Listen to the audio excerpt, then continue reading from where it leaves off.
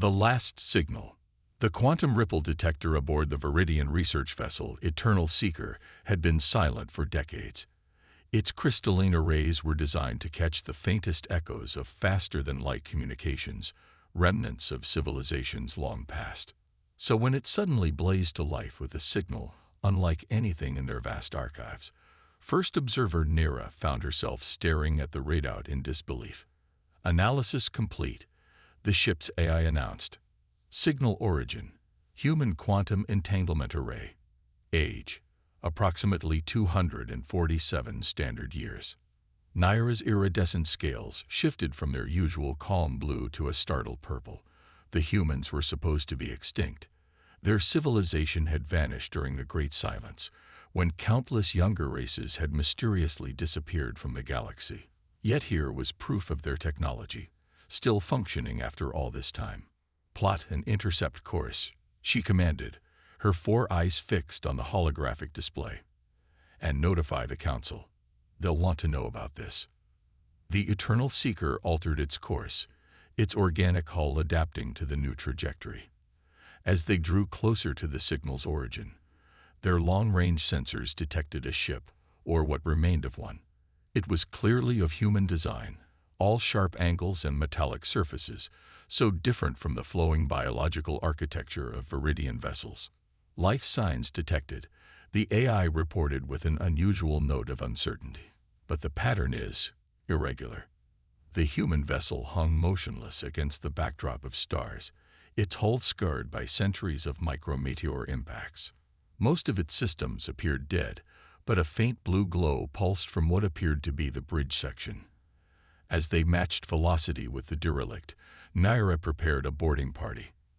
The transition between ships was eerily silent.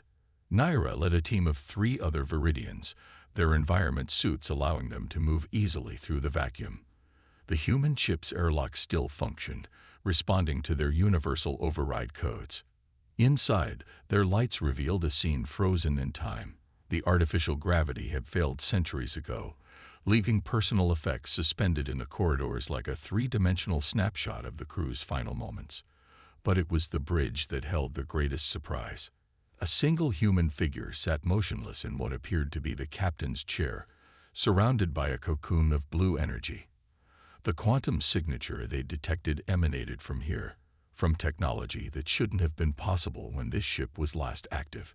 Captain Sarah Chen, Research Vessel Horizon.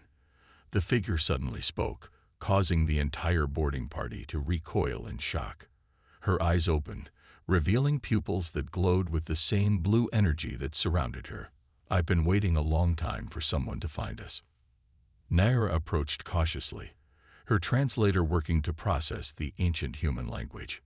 Us? Our scans only detected your life sign, Captain. Sarah's lips curved into a subtle smile. Life signs can be deceiving, especially when you're dealing with quantum consciousness backup systems. My body may be here, but I'm just a small part of something much larger.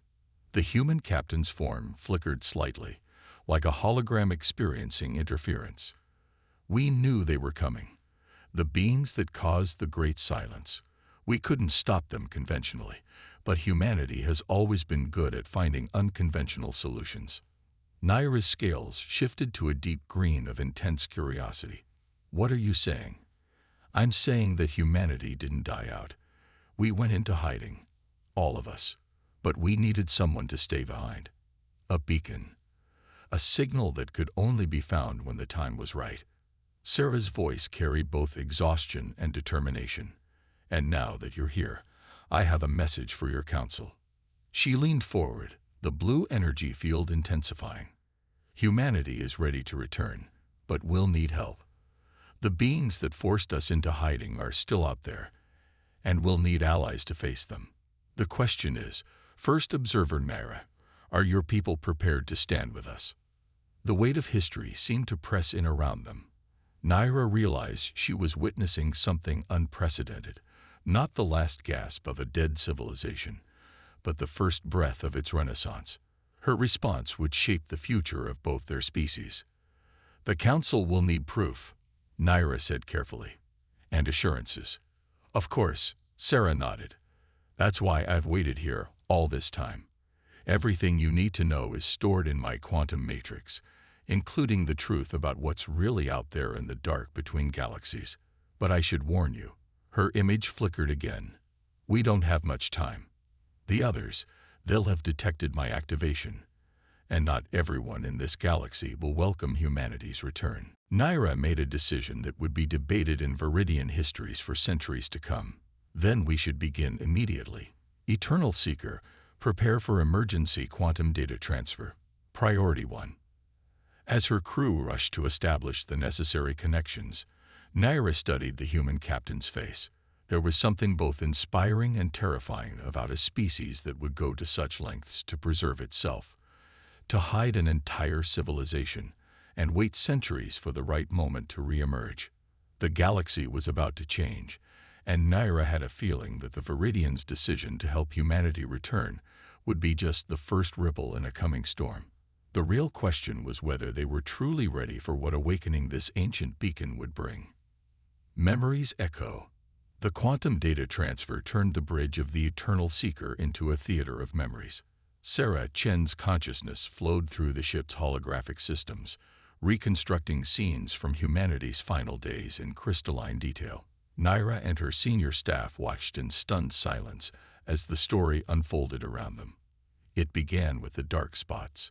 Sarah's voice echoed through the chamber. The holographic display showed hundreds of human ships in orbit around Earth, their sensors focused on seemingly empty regions of space, areas where our most sensitive instruments detected nothing. Not darkness, not empty space, but the complete absence of everything, including physical laws themselves. The scene shifted to a laboratory where humans in white coats huddled around complex equipment. Dr. Yuri Volkov was the first to understand what we were seeing. They weren't natural phenomena. They were wombs in reality itself, created by beings so advanced that they didn't just manipulate the universe, they rewrote it. The nullifiers, Naira whispered, her scales paling to an ashen gray. Her people had legends of such entities, but they had always been dismissed as primitive superstitions. Yes, Sarah confirmed, though that name barely captures what they truly are. They don't just destroy civilizations, they erase them. Rewrite the fundamental laws of physics in localized spaces to make technological civilization impossible. That's what happened to all the races that vanished during the Great Silence. The hologram showed massive evacuation efforts, billions of humans boarding enormous ships. But we had an advantage, Sarah continued. We saw them coming. While other civilizations focused on advancing their technology, humanity had been working on something different, Project Echo. The scene changed to a massive underground facility. At its center stood a device that seemed to fold in on itself in impossible ways. It was theoretical physics made real, a way to create pocket universes, self-contained realities where we could preserve not just our people, but the very laws of physics that allow our civilization to exist. But you stayed behind, Naira observed. Why? Sarah's holographic form materialized beside them, more solid than before. Because someone had to. The pocket universes aren't completely separate from normal space. They need anchor points, beacons that can guide them back when it's safe to return. That's what this ship is, one of several quantum anchors scattered throughout the galaxy. The display showed the final moments before humanity's disappearance. Massive fleets of ships vanishing into tears in spacetime, while a smaller group of vessels like Sarah's took up positions throughout the galaxy. The quantum consciousness backup system was our insurance policy. It would preserve not just our memories, but our actual consciousness, allowing us to maintain the anchors indefinitely. And now, Naira asked, why reveal yourself after all this time? Because the nullifiers are becoming active again. Sarah's expression was grim. We've been monitoring them through the quantum network. They're preparing for another wave of civilizational erasure. But this time, we can fight back, if we work together. She gestured, and new data filled the holographic space. Technical specifications, defense plans, and coordinates. Humanity hasn't been idle in our pocket universes. We've been preparing, advancing our understanding of reality itself. But we need allies, civilizations like yours who can help us establish a foothold in normal space before we attempt a full return. The Viridian Council will be divided on this issue, Naira admitted. Many will see helping you as painting a target on our civilization. They're not wrong, Sarah acknowledged. But the target is already there. The nullifiers don't spare civilizations that choose to remain neutral. At least with humanity as allies, you'll have a fighting chance. Suddenly, the ship's sensors blared a warning. Multiple vessels had just emerged from faster-than-light travel nearby. Their configurations were unknown to Viridian databases. Right on schedule, Sarah said grimly. The first of the opposition arrives. There are forces in this galaxy that serve as harbingers for the nullifiers, either out of fear or misguided belief in their mission. They've detected my activation and are here to prevent humanity's return. Naira's scales shifted to the deep red of combat readiness. We're a research vessel. We're not equipped for battle. No, Sarah agreed, her form beginning to pulse with that same blue energy that had surrounded her physical body. But I am. The quantum consciousness system isn't just for preservation. It can interface with any sufficiently advanced technology. And I've had centuries to learn its full capabilities. The Eternal Seeker's systems began to transform as Sarah's consciousness merged with them, upgrading them with knowledge from humanity's pocket universes. I can give you a taste of what humanity has become, she said, her voice now resonating through the entire ship. Consider it a demonstration for your council of the benefits of alliance. As the unknown vessels moved to attack positions, Naira watched her research ship become something else entirely. The choice to help humanity return had been made for her. Now she could only hope it was the right one. The battle's edge. The Eternal Seeker transformed under Sarah's influence. The ship's organic hull rippled as quantum algorithms rewrote its very structure. Crystalline growths emerged, pulsing with the same blue energy that had preserved her for centuries. The approaching enemy vessels, 5 predatory shapes of black metal, seemed to hesitate. Those are shroud ships, Sarah's voice resonated through the bridge. Servants of the nullifiers. They seed young civilizations with technology that makes them easier to erase later. They've been guiding galactic development for millennia. Naira watched as her research instruments reconfigured themselves into weapon systems she couldn't begin to comprehend. How many of them are there? Too many, but they're not invincible. The blue energy coursed through the ship's new crystalline structures. Humanity learned something fundamental during our exile.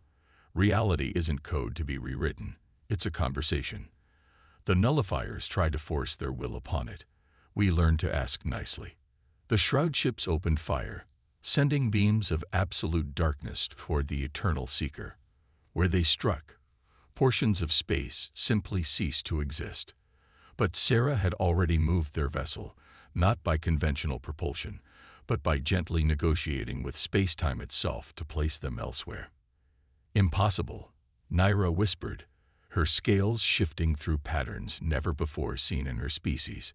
You're breaking every law of physics we know. No, Sarah corrected, her holographic form now wearing an outfit that seemed to be made of mathematics itself. We're working with laws you haven't discovered yet. The universe is vast and strange, and humanity had to become vast and strange to survive in it. The Eternal Seeker responded, not with traditional weapons, but with pulses of pure possibility. Where they struck the shroud ships, reality crystallized around them, forcing them to exist in too many states at once. 2 of the enemy vessels shattered, their fragments trapped in quantum superposition. But the remaining 3 ships adapted quickly, their hulls absorbing the probability waves. They moved in perfect coordination, trying to trap the Eternal Seeker in a triangle of null space. They're attempting to create a resonance cascade, Sarah announced. If they succeed, they'll draw the attention of the nullifiers themselves. Her tone carried both amusement and determination. Which means we need to end this quickly. Naira, your ship has a quantum core, yes. For research purposes only. Naira confirmed. It powers our long-range sensors. Perfect. With your permission. Sarah's energy merged deeper into the ship's systems. The quantum core began to sing, a harmony of mathematics that made Naira's crew cover their audio sensors in discomfort. The space around them folded. For a moment, Naira saw what her ancestors must have meant in their legends about the seas beyond reality. Waves of possibility crashed against shores of crystallized time. The shroud ships found themselves caught in this tide, their technology meant to enforce physical laws overwhelmed by the chaotic dance of quantum foam. When normal space reasserted itself, the enemy vessels were gone. But they had left something behind. A warning beacon, broadcasting on frequencies that seemed to hurt the fabric of space itself. "They'll be back," Sarah said, allowing the Eternal Seeker to return to something closer to its original form. "And next time, they'll bring worse than ships. We need to move quickly." She turned to Naira. "Your council needs to understand what they witnessed here. The shroud ships weren't just trying to stop humanity's return. They were trying to prevent any civilization from learning what we discovered in exile." "And what was that?" Naira asked, still trying to process everything she had seen. "That the universe isn't a battlefield to be conquered or a program to be hacked. It's alive in its own way, and it responds to those who approach it with respect and wonder rather than force." Sarah's holographic form smiled. Humanity had to learn humility in exile. It's ironic. We had to hide from those who would erase us to finally understand our true place in existence. The Eternal Seeker's sensors detected new arrivals, Viridian warships responding to their distress call. But they also detected something else. Ripples in spacetime spreading from the site of the battle. "The quantum wake will reach other anchors within hours," Sarah noted. "All across the galaxy, humanity's hidden beacons will activate.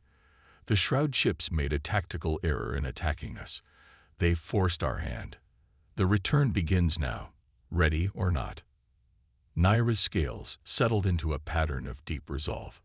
"Then we should make sure your people have allies waiting for them. I will speak to the council myself." "Thank you," Sarah said softly. "But understand, what you saw here was just a glimpse. Humanity is returning with knowledge that will change everything. Some will embrace it, others will fight it. The galaxy is about to enter an age of wonders and terrors unlike anything in its history."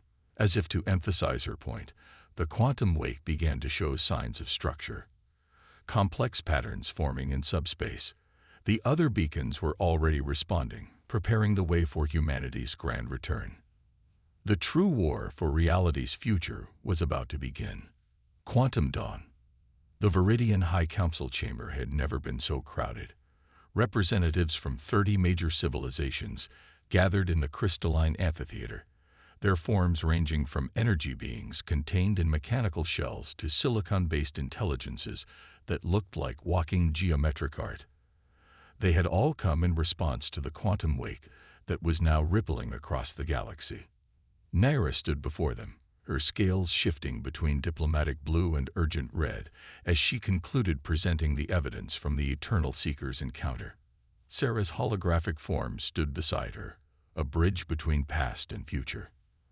"The shroud ships weren't an isolated incident," Sarah explained. "We're detecting their forces mobilizing across multiple sectors.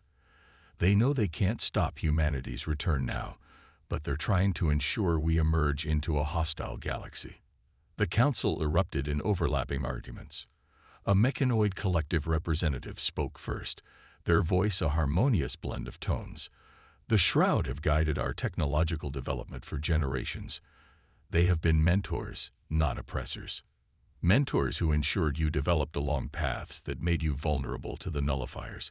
Sarah countered. "Look at your quantum technology. Haven't you ever wondered why it developed along such rigid, predictable lines? They'd been shepherding species toward mathematical frameworks that are easy to erase." A gaseous elder of the Mist Confederation swirled in agitation. "Even if what you say is true, aligning with humanity means opposing the nullifiers themselves. We've all seen the dark spots in space. We know what they can do. You've seen what they want you to see," Sarah's form expanded, filling with stars and mathematical equations. Humanity's time in the pocket universes taught us that reality is far more resilient than we imagined. The nullifiers don't truly erase physics. They convince physics to stop cooperating with us. We've learned how to convince it to cooperate again. Suddenly, alarms blared throughout the chamber. The main display showed a massive disturbance in local spacetime. Impossibly, a new star was appearing in the void between systems. Right on schedule, Sarah smiled. That would be Echo Base Prime emerging, the first of humanity's pocket universes returning to normal space. The Council watched in awe as the star stabilized, surrounded by a vast geometric structure that seemed to be made of frozen light. Ships began emerging, their designs organic and crystalline, like the forms Sarah had temporarily given the Eternal Seeker. As we speak, more anchors are activating across the galaxy. Humanity isn't just returning. We're bringing what we've learned, ways to work with reality rather than against it, technologies that enhance life rather than constraining it. But we can't do it alone. The chamber's quantum sensors went wild as more space-time disturbances were detected. The shroud ships were moving, masses of them converging on the newly emerged human installation. You have a choice to make, Sarah addressed the Council. The shroud ships will attack Echo Base Prime within hours. Humanity can defend itself, but every ship you commit to this battle is a statement, a declaration that you choose cooperation over constraint, growth over stagnation. Naira stepped forward. The Viridian fleet stands ready. We've seen what humanity offers. More importantly, we've seen what the Shroud and their masters would deny us. One by one, other representatives made their decisions. The Mechanoid Collective, after a brief internal debate that lit up their chassis like a lightning storm, pledged their support. The Mist Confederation abstained, but offered their medical technology. Others followed, until nearly two-thirds of the gathered civilizations had aligned themselves with humanity's return. Above them, Echo Base Prime's defenses activated. The geometric structure surrounding it began to pulse with familiar blue energy, but on a scale that dwarfed anything the Eternal Seeker had demonstrated. Sarah's hologram showed the first hints of strain. They're attacking the quantum anchors directly now, she reported, trying to cut off the paths for other pocket universes to return. I need to go. My consciousness will be needed to help coordinate the defense. She turned to Naira. Thank you for bringing us this far. See you on the front lines. Naira's scales blazed with warrior red. The Eternal Seeker was never meant for battle, but neither was humanity meant for exile. We adapt. As Sarah's hologram faded, the chamber's displays showed allied fleets moving to support Echo Base Prime. The first major battle for humanity's return was about to begin, and the galaxy would never be the same. But in the darkness between stars, the dark spots were growing. The nullifiers had noticed their servant's failure. Soon, they would turn their full attention to this rebellion against their ordered universe. The true test of humanity's new philosophy of physics was about to begin. New dawn. Echo Base Prime blazed like a beacon against the void, its crystalline structures channeling enough energy to rival its central star. Around it, space itself had become a battlefield. The combined fleets of humanity's allies clashed with waves of shroud ships, while more human installations emerged from their pocket universes at strategic points across the galaxy. Aboard the Eternal Seeker, now transformed into something between a research vessel and a warship, Naira watched the battle unfold across multiple dimensions of reality. Sarah's consciousness flowed through the Allied fleet systems, coordinating their efforts against enemies that fought by rewriting local physics. Multiple dark spots detected, the ship's sensors announced. Nullifier manifestation imminent. They're finally showing themselves, Sarah's voice echoed through the command network. All ships, fall back to quantum-shielded positions. This is what we've prepared for. The dark spots expanded, not merely absences of light, but absences of everything. From them emerged shapes that denied description, geometries that wounded reality by their mere existence. The nullifiers had arrived. Hold fast, Sarah broadcast to the Allied fleet. Remember the plan. Don't fight them directly. They expect that. Show them what we learned in exile. As the nullifiers approached Echo Base Prime, humanity revealed its true defense. The crystalline structures surrounding the station weren't weapons. They were instruments. They began to resonate with frequencies that extended beyond normal spacetime, creating a symphony of physics that rippled through reality itself. We learned from you. Sarah addressed the nullifiers directly, her consciousness expanding to match their scale. You speak to reality with authority, demanding it conform to your desires. We learned to listen instead, to harmonize with the quantum chorus of existence. The nullifiers responded with their traditional attack, attempting to rewrite the laws of physics around Echo Base Prime. But where their influence spread, it met not resistance but acceptance. The human installations didn't fight the changes. They incorporated them, adapted them, and reflected them back transformed. Reality isn't meant to be static, Sarah continued, her voice carrying through quantum channels to all witnesses. It's a dance of infinite possibilities. You try to force it into perfect, predictable patterns, but perfection is stagnation, and the universe desires growth. The crystalline arrays surrounding Echo Base Prime began to pulse in complex patterns, each one generating ripples in spacetime that interacted with the others. The nullifiers found their attempts to rewrite physics being caught in these ripples, transformed into new harmonies in the quantum chorus. Naira watched in awe as the battle transformed into something beyond conventional warfare. The human installations weren't fighting the nullifiers. They were engaging them in a dialogue written in the language of reality itself. Each attempt by the nullifiers to impose their will was met with a demonstration of how that same principle could be expressed differently, more flexibly. The shroud ships, witnessing their masters' inability to simply erase humanity as they had so many other civilizations, began to retreat in disarray. Some, perhaps recognizing the profound shift occurring, actually turned to join the Allied fleet. You see, Sarah's consciousness resonated through all levels of reality. There is another way. Reality doesn't need masters or servants.